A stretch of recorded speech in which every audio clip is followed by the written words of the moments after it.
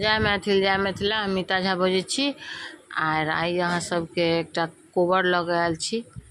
हमर प्रणाम लिअ, अहाँ सब अपन आशीर्वाद दिअ आर आशीर्वाद बना कऽ राखू। कोबर गीत गबै छी, अहाँ सब एकटा आनंद लिअ।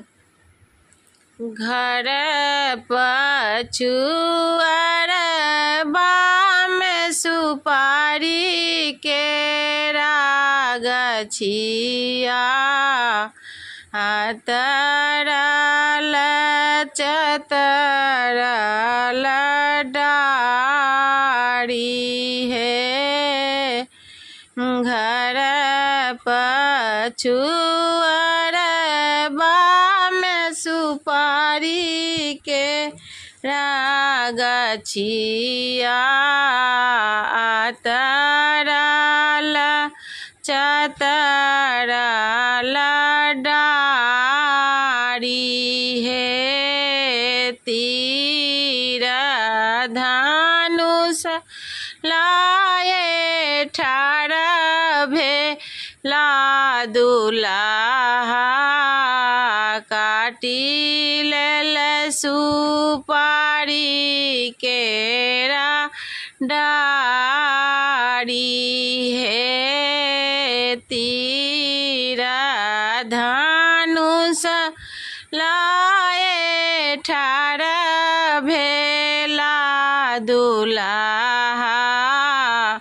काटी लेल सुपारी केरा डारी हे। काना लगली खिजा लगली मालिन केरा बेटिया तोहरो जामैया केलय अपराध हे। काना लगली खिजा लगली मालिन के बेटिया तोहरो जामैया केलय अपराध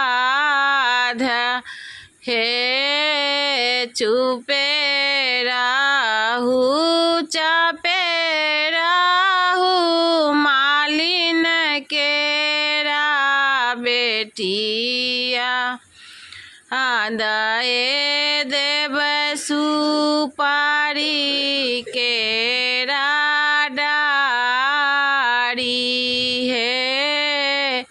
अपन पुत्र रहितै मालिन हाटी डाँटी दितियै जामैया पुत्र हटलो ने जाई है। नमस्कार।